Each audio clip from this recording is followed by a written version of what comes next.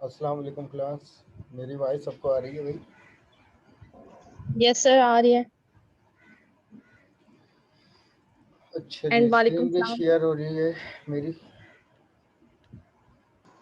जी sir, हो रही है।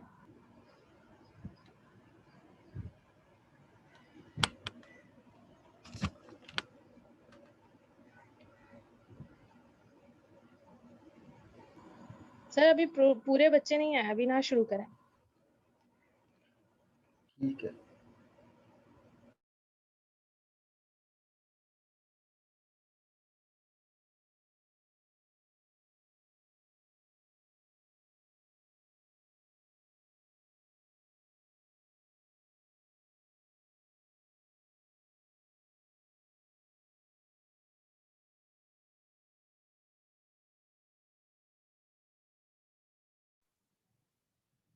सर हमने थ्योरी में तो अभी तक फंक्शन पढ़ा है।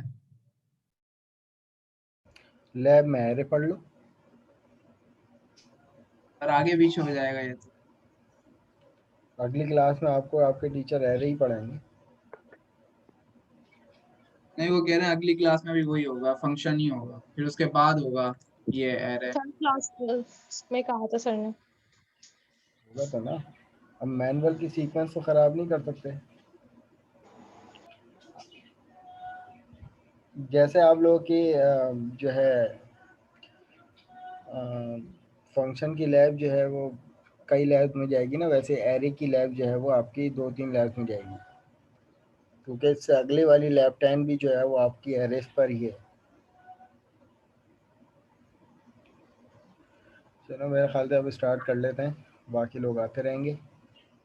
अच्छा जनाब, लास्ट क्लास में जो हम लोगों ने बात की थी वो लूप की बात की थी कि भाई लूप को हम मुसलसल पिछली 2 क्लासेस से इम्प्लीमेंट करते हुए आ रहे थे कि मिड से पहले वाली जो लैब नंबर 7 और लैब नंबर 8, लैब नंबर 8 में हम लोगों ने लूप को इम्प्लीमेंट किया था नेस्टेडली। उससे पहले भी लूप को नेस्टेडली इस्तेमाल किया था और लूप से कुछ एग्जांपल हम लोग इम्प्लीमेंट करते हुए आए थे।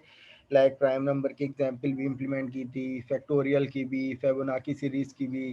फिर उसके बाद लैब नंबर 8 में हम आए थे जनाब के कुछ पैटर्न प्रोग्रामिंग की थी, कुछ एग्जांपल्स की थी जिसमें कुछ शेप ड्रॉ की थी by using nested loop.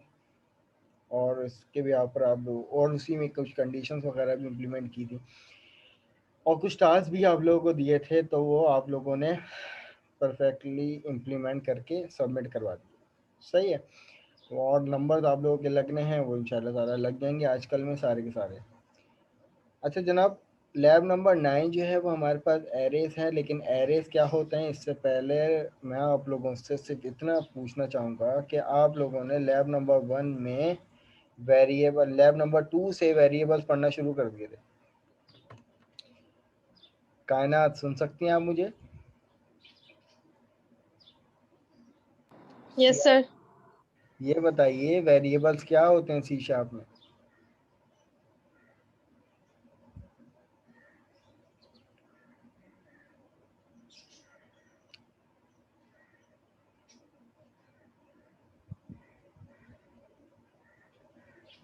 CR साहब सुन सकती हैं आप मुझे?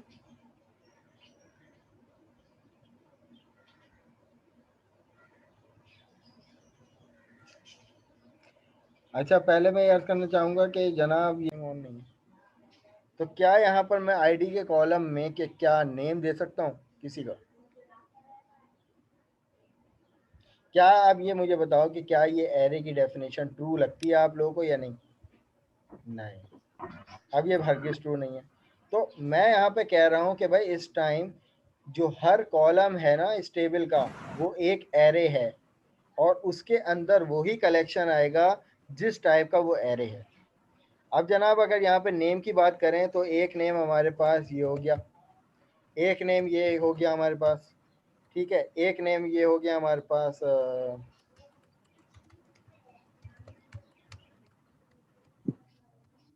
और एक नेम ये हो गया हमारे पास। क्या अब मैं इनकी कॉलम में कोई ये वाली वैल्यू दे सकता हूँ? नहीं दे सकता। This is the false definition of array. ऐसा नहीं।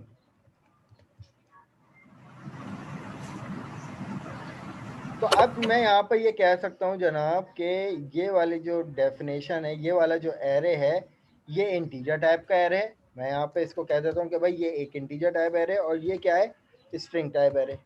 और इसी तरीके से ये भी तो एक स्ट्रिंग टाइप एरे होगा जिसमें तमाम लोगों की ईमेल्स आएंगी। कुछ कुछ समझ में आया? अभी हम इसकी बात नहीं कर रहे कि भाई एरे बनता किस तरीके से, क्या सिंटैक्स होता है, व्हाटएवर, लेकिन यहाँ तक कि मुझे एक्नॉलेज करो कि एरे की थ्योरेटिकल डेफिनेशन समझ में आई कि एरे क्या है। कि अब यहाँ यस पर सर। ये देखिए कि ये एक वेरिएबल है, अब इसके अंदर एबिलिटी है कि सेम टाइप की मल्टीपल वैल्यू स्टोर कर रहा है।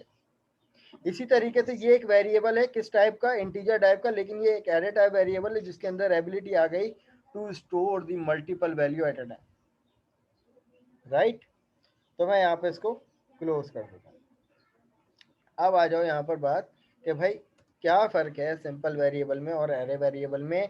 तो जनाब यही फ़र्क है कि simple variable eight a time अपने अंदर एक ही वैल्यू स्टोर करवा सकता है, लेकिन अगर एरे वेरिएबल की मैं बात करूं तो वो eight a time multiple value, one और मल्टीपल वैल्यू जो है वो एट अ टाइम स्टोर करवा सकता है। अब जनाब सिंपल वेरिएबल तो बनता है ऐसे कि फॉर एग्जांपल मैंने एक वेरिएबल लिया इंटीजर आईडी के नाम से, और उसमें मैंने एक फॉर एग्जांपल अपनी एक आईडी दे दी 64430, ये मेरी स्टूडेंट आईडी है। लेकिन जनाब अब मुझे चाहिए कि कलेक्शन ऑफ आईडीज, तो उसके लिए जो मैं सी शार्प में वेरिएबल बनाऊंगा वो बनाऊंगा एरे वेरिएबल। तो मैं यहाँ पर किस तरीके से बनाऊंगा, इंटीजर के बाद अगर आप लोगों को याद हो कि हमने ये वाला ऑपरेटर की लैब में पढ़ा था, सिर्फ वर्बली इसके बारे में पढ़ा था कि भाई ये होता क्या है, लेकिन उस वक्त मैंने बताया था कि भाई इसको मैं एरे की लैब में डिस्कस करूंगा, सही है। अब मुझे बनाना है आईडी के नाम से वेरिएबल। तो अब ये वेरिएबल तो नॉर्मल वेरिएबल था जिसके अंदर एबिलिटी थी कि भाई to store the only one value, but अब मुझे यहाँ पर चाहिए आईडी का कलेक्शन। क्या फॉर एग्जांपल मैंने आईडी के नाम से एक वेरिएबल ले लिया, अब इसको कहते हैं कि एक एरे वेरिएबल डिक्लेयर करना। मैं यहाँ पे कमेंट में लिख देता हूँ डिक्लेरेशन ऑफ एरे। ये सिंपल मैंने एरे जो है वो आईडी के नाम से, कैसे पता चला ये एरे है जनाब, इसकी वजह से पता चला। इसको कहते हैं रैंक ऑपरेटर, इसको कहते हैं इंडेक्स ऑपरेटर। इसके अंदर हम रैंक डिफाइन करते हैं सर फिर कि इसको भाई इंडेक्सिंग कितना। क्यों कहते हैं? हाँ अभी आते हैं ना, अभी तो सिर्फ डिक्लेयर किया है ना, अभी मैं इसको बताता हूँ कि ये है क्या, राइट। इसमें वैल्यू भी देंगे हम। अब इसको कहते हैं कि भाई ये इंडिकेशन है कि भाई इसकी वजह से ये वाला जो वेरिएबल है ये एक एरे बन गया। अब एरे बन गया तो हमें कैसे पता चलेगा कि ये किस साइज का एरे है, और कैसे पता चलेगा कि इसमें कितनी नंबर ऑफ वैल्यूज जो हैं वो आ सकती हैं, ठीक है। तो अब यहाँ पे देखो जनाब, डेफिनेशन हमारे पास कुछ ऐसी लिखी हुई है कि N array is the store a fix size of sequential collection of elements with same type. और इसको मैंने आसान वर्डिंग में इस तरीके से लिख दिया कि array is the collection of data with same data type. तो यहाँ पर भी पहले लाइन में यही बात हो रही है। दूसरी लाइन में कह रहे हैं कि भाई array is used to store a collection of data but it is often more useful to think an array is a collection of variable। अब क्लास सोच समझ के मुझे बताइए कि क्या मैं एक एरे को कलेक्शन ऑफ वेरिएबल कह सकता हूँ? सोच समझ के बताना, बड़ा लॉजिकल सवाल है, हाँ या ना में बस जवाब देना। क्या मैं एक एरे को कलेक्शन ऑफ वेरिएबल कह सकता हूँ? नहीं सर। नहीं कह सकता, क्यों? नहीं सर, वेरिएबल तो हम लोग वो चीज होती है ना जिसमें हम डेटा स्टोर करवा रहे हैं, तो वो तो इसका सिंगल होता है, यहाँ तो मल्टीपल है। हाँ, तो मैं यही आपसे अर्ज कर रहा हूँ कि इसके अंदर एबिलिटी है मल्टीपल वैल्यू स्टोर करने की। वैल्यू स्टोर अगर करने मैं, की। हाँ, तो अगर मैं यहाँ पर बात करूँ इंटीजर ID1, तो इसके अंदर भी तो मैं आईडी दूंगा 1 2 3 4। तो अब मैं या तो मल्टीपल वेरिएबल बनाकर वैल्यू स्टोर करवाऊं, तो अब ये भी वैल्यू आईडी की है, ये भी वैल्यू आईडी की है। अब ये दोनों वैल्यू अलग अलग वेरिएबल में जा रहे हैं, तो मैं बजाय इसके एक एरे बना लूं जिनमें ये दोनों वेरिएबल की वैल्यू आ जाएगी। तो मैं इसको 100% कह सकता हूँ कि it is a collection of variable also.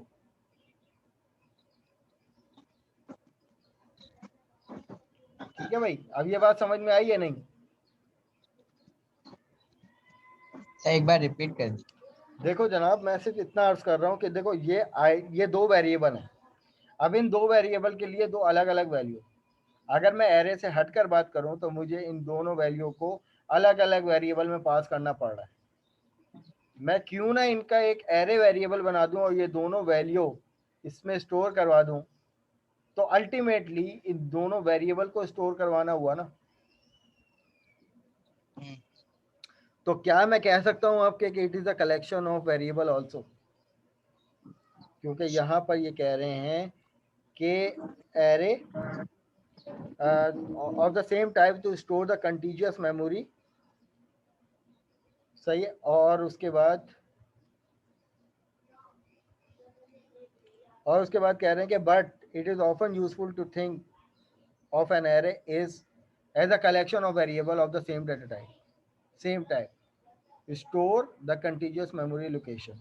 अब जनाब हम यहाँ पे बात करते हैं कि भाई इसके अंदर डाटा कैसे स्टोर होगा, लेकिन डाटा स्टोर करने से पहले हमें साइज भी तो बताना पड़ेगा कि भाई एरे का साइज कितना होना चाहिए, कितने नंबर ऑफ एलिमेंट आप स्टोर करवा सकते हो उसमें, तो ये हमें बताना पड़ता है। तो जनाब इस लाइन का सर मतलब ये है, जी बोलिए। सर आपने रिकॉर्डिंग ऑन नहीं की हुई। की भी तो है, रिकॉर्डिंग तो ऑन है।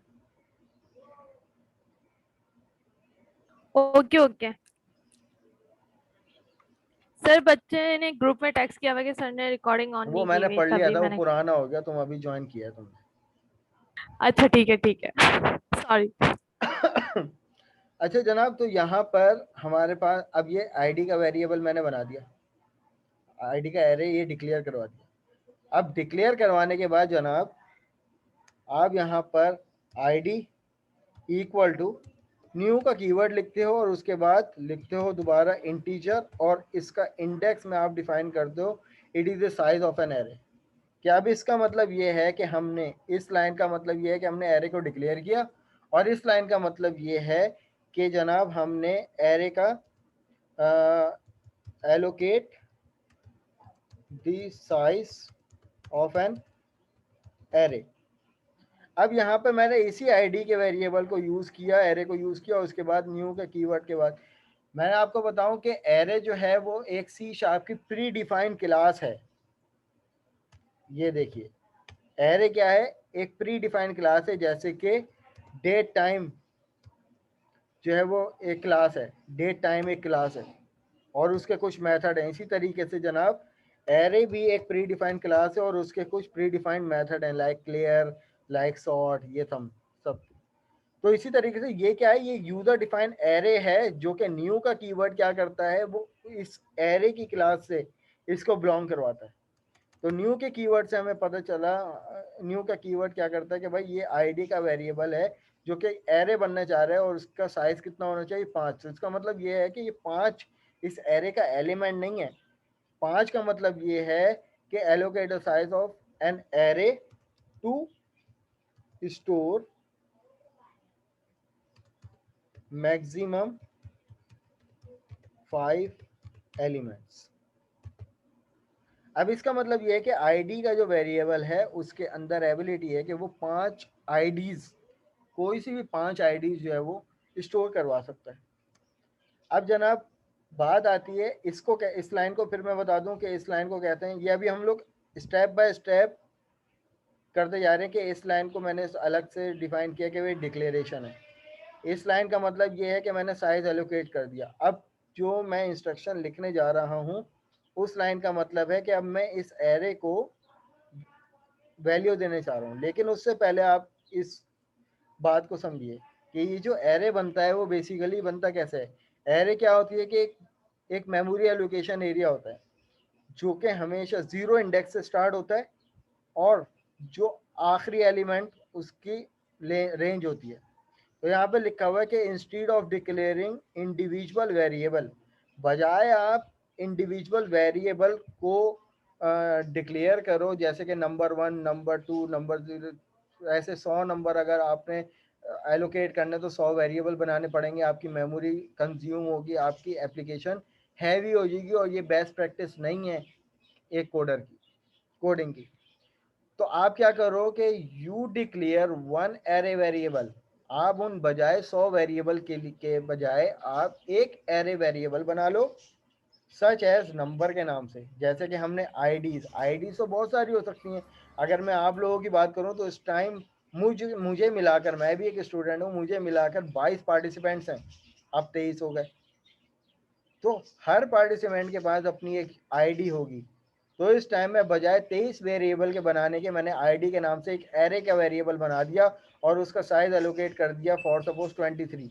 लेकिन अभी सिर्फ समझने के लिए स्मॉल वैल्यू लिए 5।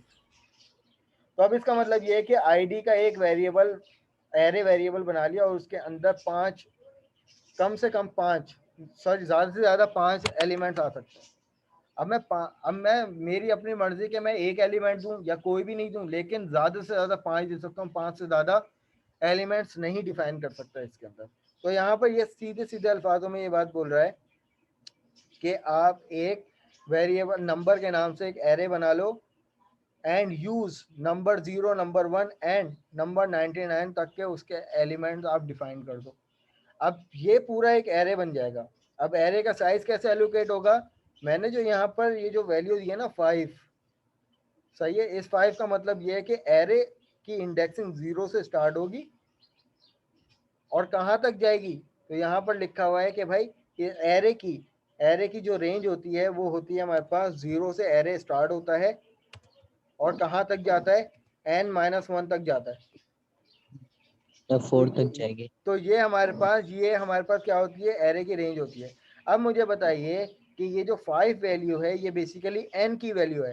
एरे 0 से स्टार्ट होगा, ये बात तय है, ये बात फिक्स है कि एरे हमेशा 0 से स्टार्ट होगा। जैसे यहाँ पे इन्होंने इस डायग्राम में कहा हुआ है कि एरे 0 से स्टार्ट होगा, चलता जाएगा और कहाँ तक जाएगा, लास्ट एलिमेंट।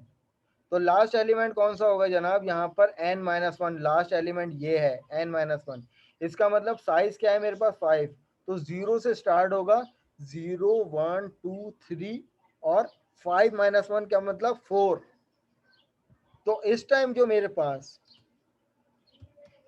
मेरे पास एरे बनेगा वो जनाब बनेगा 0 से लेकर कितना टाइम, 4 टाइम, इस साइज के मुताबिक कि मेरे पास जो इसकी इंडेक्सिंग बनेगी वो 0 से 4 बनेगी। तो इसका मतलब 0 पे एक एलिमेंट आएगा, 1 पे एक एलिमेंट आएगा। यानी मैं अगर इसको एरे बनाने की कोशिश करूं तो मेरे पास जो इसकी एड्रेसिंग होगी, तो एक एलिमेंट 0 इंडेक्स पे आएगा, दूसरा एलिमेंट 1 इंडेक्स पे आएगा, तीसरा एलिमेंट 2 इंडेक्स पे आएगा, चौथा एलिमेंट 3 पे आएगा और पांचवा एलिमेंट 4 पे आएगा। तो ये बन जाएगा इस तरीके से पूरा एलिमेंट। और एरे की फिर डेफिनेशन को एक दफ़ा रिव्यू करो, एरे का साइज क्या बताया था 5। तो एरे 0 से स्टार्ट होता है और n-1 तक जाएगा। n की वैल्यू क्या है, यहाँ पे 5 है, तो 5-1 4। तो 0 से स्टार्ट हुआ, 4 टाइम जाया, और ये हर इंडेक्स ये कहलाते हैं, ये जो मैंने लिखा है ना 0, 1, 2, 3, ये फिक्स हैं, ये इसी तरीके से रहेंगे। ये डिपेंड करता है साइज ऑफ एन एरे। अब इस इंडेक्स पे वैल्यू हमें देनी है। अब कैसे देनी है कि भाई मैं चाहता हूँ कि भाई मुझे 0 इंडेक्स पे वैल्यू भेजनी है, तो मैं यहाँ पे लिखूंगा आईडी जो मेरा एरे है उसके 0 इंडेक्स पे मैंने एक वैल्यू भेज दी, मैंने अपनी स्टूडेंट आईडी भेज दी। अब इसका मतलब ये है कि इस टाइम ये जो 6440 जो वैल्यू है वो जाके 0 इंडेक्स पे, यानी ये वाले इंडेक्स पे जाके स्टोर हो जाएगी जिस पे मेरा कर्सर है। इसी तरीके से अब मुझे अगर दूसरी इंडेक्स पे वैल्यू भेजनी है तो मैं आईडी उसके बाद देता हूँ index number 1 which is equal to कोई भी आईडी ले लो 1564।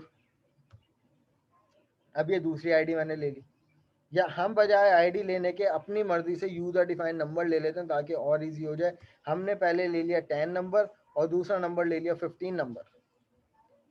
अब क्लास ये मेरे पास एरे की लिमिट क्या थी, 0 से लेकर 4 तक, लेकिन अभी तक मैंने वैल्यू कितनी दी हैं, सिर्फ एरे की सिर्फ ये 2 वैल्यू दी हैं, एक वैल्यू ये दी है, एक वैल्यू ये दी है। बाकी जो मेरे पास जो स्पेसेस हैं वो अभी क्या हैं, ब्लैंक है।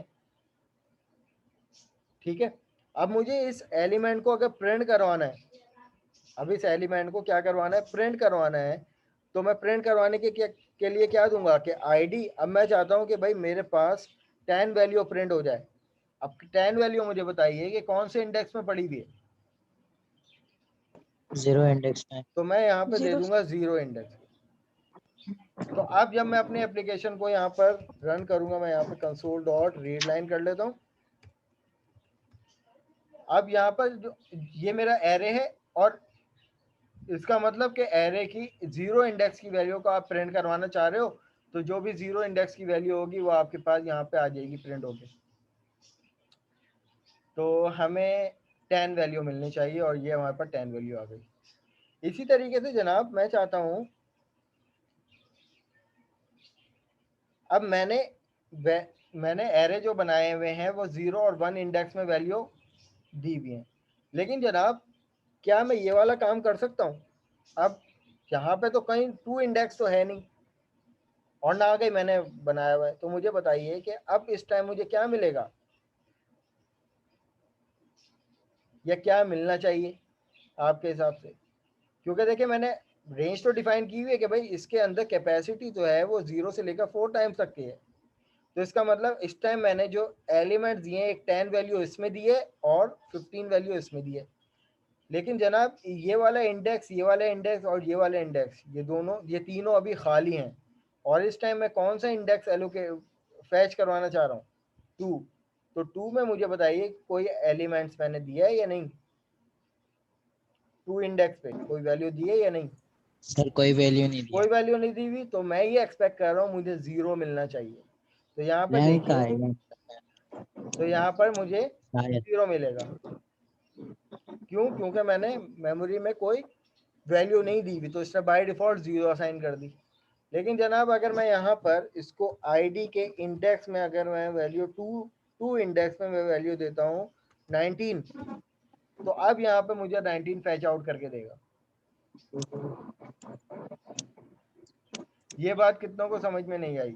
ये चीज मैंने अभी सिर्फ ये बताई है कि भाई एरे वेरिएबल डिक्लेयर करवाया, उसमें साइज एलोकेट किया, और उसके अंदर एलिमेंट कैसे देंगे वो डिफाइन किया।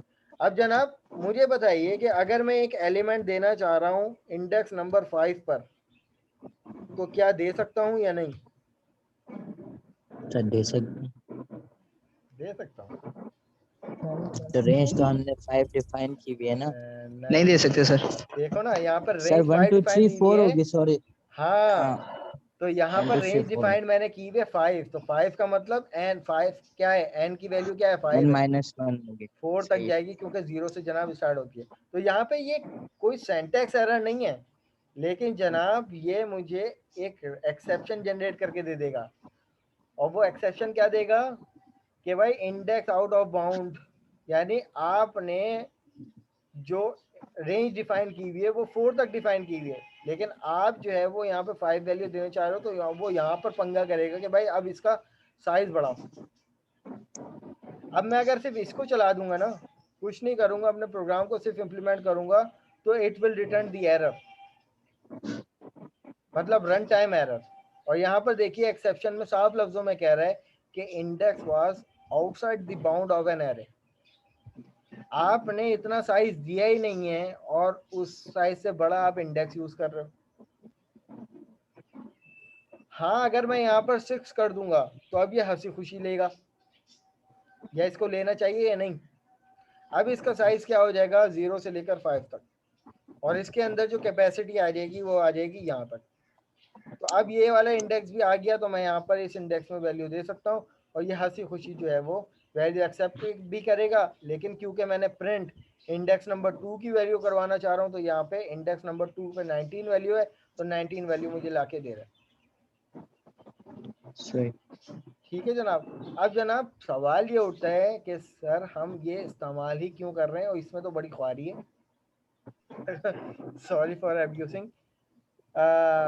ख्वारी इस सेंस में कि जनाब मुझे तो अलग अलग हर वैल्यू, मतलब इसमें यूज़र इनपुट करना पड़ रहा है। और अगर फॉर एग्जांपल मेरे पास एरे जो है वो 1000 एलिमेंट्स का हुआ, तो मैं क्या इस तरीके से 1000 एलिमेंट्स को इस तरीके से करता फिरूंगा तो जुम्मा हो जाएगा। तो जनाब अभी हम सिर्फ ये देख रहे हैं कि एरे को हमने डिक्लेयर कर दिया, इनिशियलाइज कर दिया।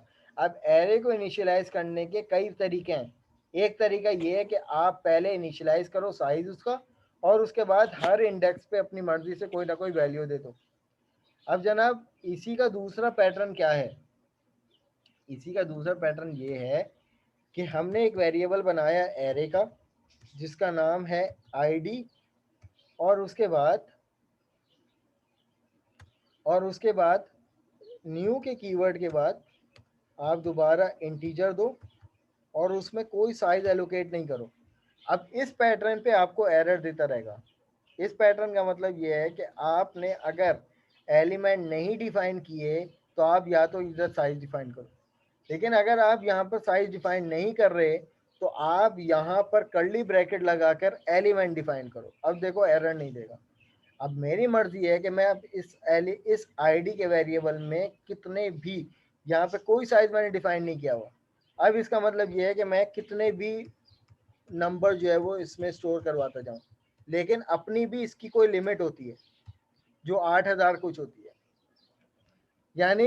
यानी बेसिकली इंटीजर साइज का है ना, तो 32 बिट में जितने नंबर ऑफ लिमिट होगी 32 बिट की, उतने नंबर ऑफ एलिमेंट हम स्टोर करवा सकते हैं। अब क्लास इसका एक दूसरा तरीका ये, इसको कहते हैं कि हमने एरे वेरिएबल को इनिशियलाइज भी करवा दिया और डिक्लेयर भी करवा दिया। डिक्लेयर के साथ साथ एलिमेंट्स भी हमने इसमें स्टोर करवा दिए। लेकिन ये क्या है, ये infinite size of an array, undefined size of an array. इसमें हमने कोई साइज डिफाइन नहीं किया।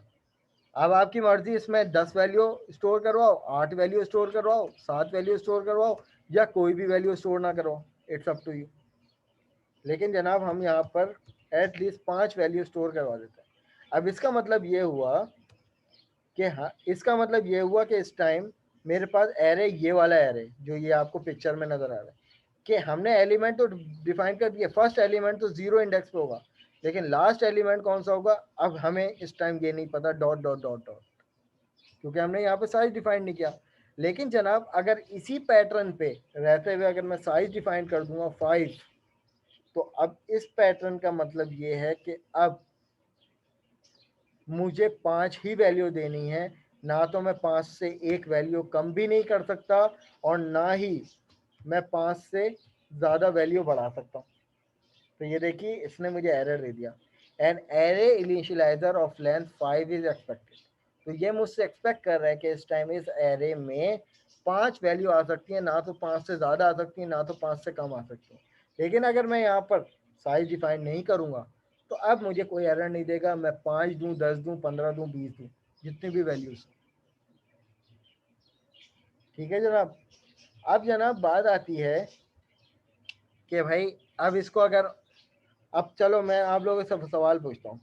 मैं चाहता हूँ कि जनाब मुझे जो है वो 4 वैल्यू प्रिंट करवानी है, तो मुझे बताइए इसके अंदर कौन सा इंडेक्स देना पड़ेगा मुझे?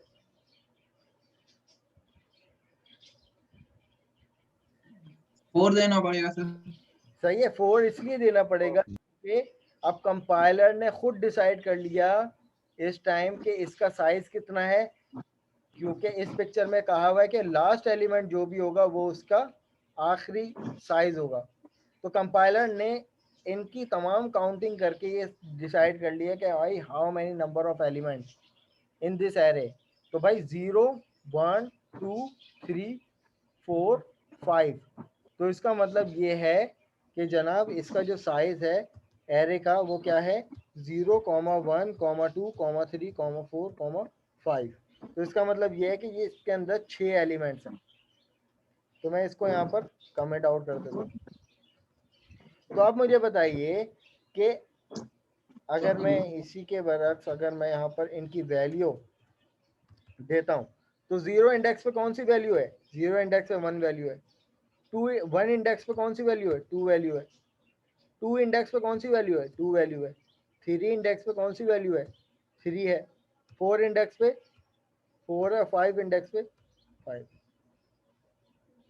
कितने नंबर ऑफ एलिमेंट, 1 2 3 4 5 का मतलब 0 से 5 तक का मतलब 6 एलिमेंट्स, और ये आ गए 6 एलिमेंट्स। तो अब मुझे बताइए कि अगर मुझे ये वाले 2 को प्रिंट करवाना है तो मुझे यहाँ पे कौन सा इंडेक्स देना पड़ेगा? 2 का इंडेक्स देना पड़ेगा सर। 2 का इंडेक्स देना पड़ेगा। ठीक है जनाब। फिर उसके बाद मैं यहाँ पे कहता हूँ कि /n, फिर कॉनकैटिनेट करता हूँ, उसी आईडी के वेरिएबल को लिया। अब मैं चाहता हूँ कि भाई मुझे ये वाला 2 प्रिंट करवाना है, तो यहाँ पे बताइए मुझे कौन सा इंडेक्स देना पड़ेगा? 1 देंगे। 1 का इंडेक्स। ये बात समझ में आ गई। अब ये बात सिर्फ इतनी समझाने की कोशिश की है कि हमने एरे के एलिमेंट भी बना दिए और उसको रिट्रीव करना हमें आ गया। क्या हमें स्पेसिफिक वैल्यू को अगर रिट्रीव करना है तो जनाब इंडेक्स देना पड़ेगा। अब यहाँ पर इम्प्लीमेंट करते हैं, तो यहाँ पर देखिए कि 2 एरे की जो ये दोनों वैल्यू हमारे पास आ गए। लेकिन जनाब अब यहाँ पर फड्डा ये है कि अब एरे तो हमारा कितना भी बड़ा हो सकता है, एरे हमारा कितना भी बड़ा हो सकता है 50-100 एलिमेंट का कोई एरे है। तो भाई इसी तरीके से अगर एलिमेंट को फैच करवाते हुए चले गए, अगर मुझे पूरा एरे डिस्प्ले करवाना है तो जनाब ऐसे तो ये तो बहुत लंबा काम हो जाएगा, टाइम कंज्यूमिंग काम हो जाएगा, जुम्मा हो जाएगा सर। तो हाँ सही है। तो क्यों ना मुझे वो कौन सी अप्रोच है जो कि लंबे काम को शॉर्ट टाइम पीरियड में करके देता है? लूप से हो सकता है। लूप यूज होगा, सही है। और लूप यूज होगा और उसको हम लोग यूज करेंगे अपने नेक्स्ट सेशन में। यहाँ तक मुझे बताओ, एक्नॉलेज करो कि कोई सवाल है तो पूछो, नहीं तो नेक्स्ट सेशन, क्योंकि यहाँ पे सेशन एंड होने वाला है, नेक्स्ट सेशन आप लोग ज्वाइन करना, फिर उसमें हम लूप इस्तेमाल करेंगे। जी गर्ल्स, आप लोगों को क्लियर है?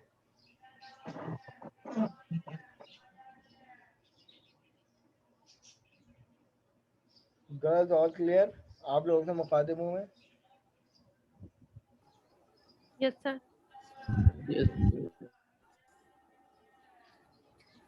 सीआर साहब क्लियर है आपको? जी सर क्लियर। चलें ग्रेट। यहाँ पे हमारी मीटिंग एंड होने वाली है और आप लोग नेक्स्ट सेशन ज्वाइन कीजिएगा। सर नेक्स्ट सेक्शन की थोड़ी देर बाद ज्वाइन करना है ना? नहीं नहीं, अभी फौरन ज्वाइन करना है, इस सेशन के अच्छा एंड में ब्रेक होगा। ओके।